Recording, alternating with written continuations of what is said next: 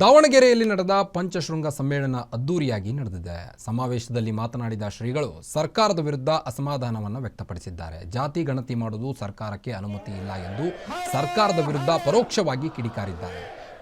ಜಾತಿಗಳ ನಡುವೆ ಬೆಂಕಿ ಹಚ್ಚುವ ಕೆಲಸ ನಡೀತಾ ಇದೆ. ಸಮುದಾಯಕ್ಕಾಗಿ ವೀರಶೈವ ಮುಖಂಡರು ರಾಜಕೀಯವಾಗಿ ಒಂದಾಗಬೇಕು ಎಂದು ಪಂಚಮಠಾಧೀಶರು ಹೇಳಿದ್ದಾರೆ. ಇನ್ನು ರಂಭಾಪುರಿ ಶ್ರೀ ಮಾಜಿ ಸಿಎಂ ಯಡಿಯೂರಪ್ಪ ಹಾಗೂ ವಿಜೇಂದ್ರ ಅವರನ್ನ ಹೊಗಳಿದ್ದಾರೆ. ಬಿಎಸ್ ಯಡಿಯೂರಪ್ಪ ಅವರು 4 ಬಾರಿ ಮುಖ್ಯಮಂತ್ರಿಯಾಗಿದ್ದರು. ಅವರಿಗೆ ಕಿರುಕುಳ ಕೊಟ್ಟು ಅಧಿಕಾರದಿಂದ ಇಳಿಸಿದ್ರು. ಆದರೂ ಅವರಿಗೆ ಸಮುದಾಯದ ಮೇಲೆ ವಿಶೇಷ ಕಾಳಜಿ ಇದೆ.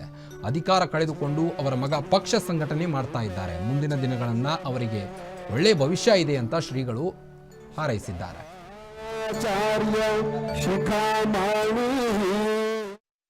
ಅವರಿಗೆ ಆಡಳಿತವನ್ನು ಮಾಡಲಿಕ್ಕೆ ವರಿಷ್ಠರು ಕೊಡಲಿಲ್ಲ.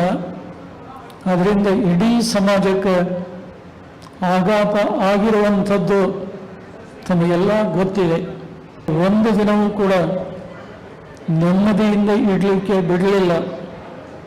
ಎಷ್ಟು ಕಿರುಕುಳ ಕೊಟ್ರಂದ್ರೆ ಸಾಕಪ್ಪ ಸಾಕು ಈ ಜಾಗ ಅನ್ನೋಷ್ಟರ ಮಟ್ಟಿಗೆ ಅವರು ನೋವನ್ನು ಅನುಭವಿಸಿದರು. ಬಹುಶಃ ನೋವಿನ ಫಲವಾಗಿ ವೀರಶೈವ ಮತ್ತು ಲಿಂಗಾಯತ ಅಂತ ನಾವು ಗಪ್ಪಾಗಿ ಕೂಡ್ತಿದ್ದೇವೆ, ಎದರಲ್ಲಿ ಭಾಗವಹಿಸಿದ್ದಿಲ್ಲ. ಯಾಕೆ ಈ ಜಾತಿ ಮತ ಪಂಥಗಳನ್ನು ನಿಶ್ಚಯ ಮಾಡುವುದು ರಾಜ್ಯಕ್ಕೆ ಯಾವ ಅಧಿಕಾರವೂ ಇಲ್ಲ. ಇಂಥ ಲೆಕ್ಕದಲ್ಲಿರಬೇಕು.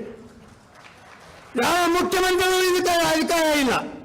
ನೀವು ಸ್ಪಷ್ಟಪಡಿಸಬಹುದು. ಅದಕ್ಕೆ